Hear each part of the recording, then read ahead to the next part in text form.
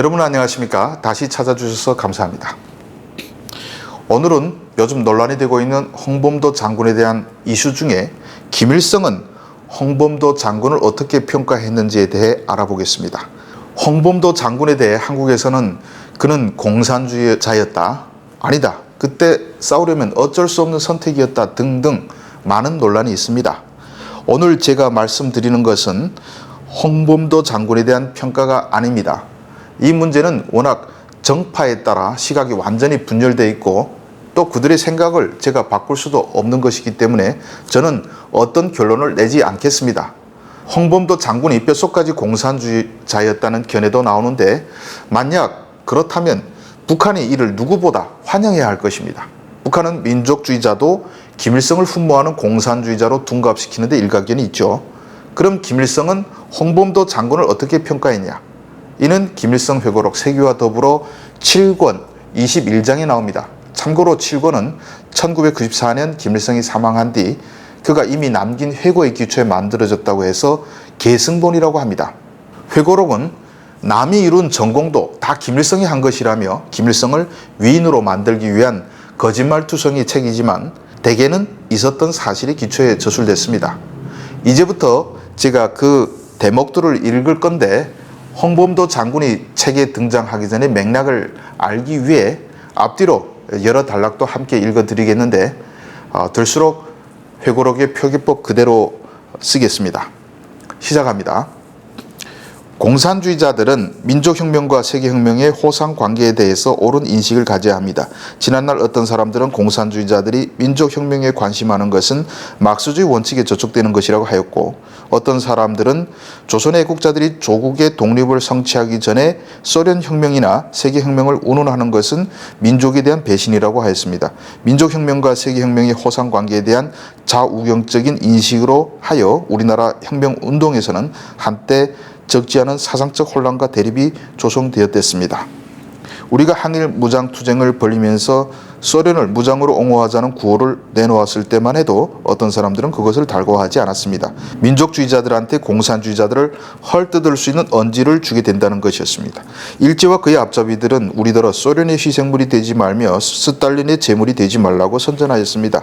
국제주의에 대한 참뜻을 모르는 사람들은 우리가 소련을 피로써 도와주자고 하면 그것을 무익한 희생이라고까지 생각하였습니다.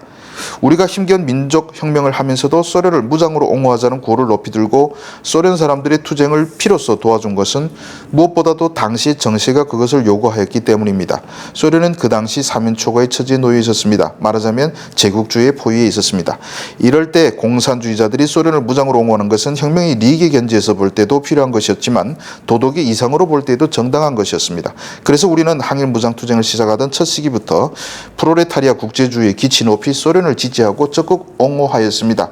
소련을 지지하고 옹호하는 투쟁은 1930년대뿐만 아니라 1920년대에도 있었습니다. 홍범도는 초기 공산주의자가 아니었지만 공산주의 운동을 배척하지 않았습니다. 그는 민족운동으로부터 애국활동을 시작한 사람이었으나 그 울타리 안에서만 맴돌지 않았고 민족운동 자체에 대해서도 절대시하지 않았습니다. 조선의 독립운동자들 가운데 3.1 인민봉기 후 소비에트 러시아에 들어가서 무장활동을 한 사람들이 적지 않습니다. 그들은 공민전쟁 당시 붉은 군대와 원동 빨치산에서 소비에트 정권을 수호하기 위해 많은 피를 흘렸습니다. 그 과정에 홍범도도 적지 않은 공로를 세웠으며 레닌까지 만나보았습니다. 일제는 1920년대 초에도 백파도당을 지원하며 러시아 원동 지방에 대한 무장 간섭을 부단히 감행하였습니다. 그 당시 러시아 원동의 공산당 조직에서는 연해주에서 활동하고 있는 홍범도에게 원조를 요청하였습니다. 그때 독립군 상층부의 일부 인물들은 조선 사람이 제발 등에 불도 끄지 못하면서 남을 위해 피를 흘리는 것은 머저리 짓이라고 하였습니다. 그렇지만 홍범도는 왜군을 치는 군대는 다 우리 편이라고 하면서 붉은 군대를 피로써 도와주었습니다. 홍범도가 관여한 전투들 가운데서 유명한 것으로 이만 격전을 들 수 있습니다. 이만은 우수리 강변에 있는 고장입니다. 독립군 부대가 얼마나 잘 싸웠는지 이만 전투가 있은 다음부터 일본군과 백파군이 조선말 구령 소리만 들어도 벌벌 떨며 도망쳤다고 합니다. 벌써 오래전에 소련 사람들은 이만 전투에서 희생된 전사자들을 위해서 추모비를 세웠습니다. 이 하나의 사실만 보더라도 우리는 조선인민과 소련인민 사이에 맺어진 공동투쟁의 유대가 얼마나 오랜 역사를 가지고 있는가를 알 수 있습니다. 홍범도는 부하들에게 소련은 세상에서 처음으로 무산자들의 공화국을 세운 나라이다. 그러니 우리가 도와도 주고 또 도움을 받아야 한다. 외로운 처지에 놓여있는 나라이니 어려운 일인들 얼마나 많겠는가. 잘 도와주자고 하였습니다. 공부 꽤나 했다고 의시되던 사람들보다야 얼마나 국량이 높습니까? 소만 국경 일대에서 붉은 군대와 직접 대치하고 있던 관동군의 움직임만 놓고 보더라도 제국주의자들이 그 당시 소련을 압살하기 위해 얼마나 발광적으로 준동했는가를 잘 알 수 있습니다. 일제는 1932년부터 39년 사이에만도 널리 알려진 하사노나 할인권 사건을 비롯하여 근 1000번의 크고 작은 국경 분쟁을 일으켰는데 그것은 며칠에 한 번씩 무장 도발이 일어났다는 것을 의미합니다. 소만 국경지대에서는 소련이 가실 날이 없었습니다. 이 정도로 읽어드리겠습니다. 좀 지루했죠? 이걸로 홍범도에 대한 북한의 평가는 끝났습니다. 김일성이 이렇게 말했는데 북한이 이쪽에서는 이 말을 하고 저쪽에서 저 말을 할 수가 없습니다. 김일성의 말은 부인할 수가 없죠.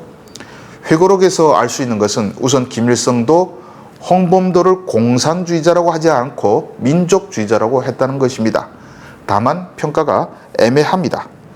홍범도는 초기의 공산주의자가 아니었지만 공산주의 운동을 배척하지 않았습니다 라고 했는데 초기에 아니었으면 나중에는 라는 질문에 의문표를 달았습니다. 나중에 됐으면 홍범도도 공산주의를 지지했다고 크게 선전했을 것 같은데 이유에 대해서는 더 말하지 않았다는 것입니다. 둘째, 홍범도를 조선의 독립운동자로는 확실히 규정했습니다. 셋째로 홍범도는 외놈을 치는 군대는 다 우리 편이라고 하면서 붉은 군대를 피로써 도와주었습니다 라고 했는데 그가 소련군을 도와준 것은 적의 적은 우리의 친구라는 논리에 기반한 것이라고 평가했습니다. 즉 그가 공산주의자라서 도와준 것이 아니라 소련이 일본의 적이었기 때문에 도와준 것이라고 평가합니다. 넷째, 홍범도를 공부 꽤나 했다고 우시되던 사람들보다 얼마나 국량이 높습니까? 라고 평가했습니다.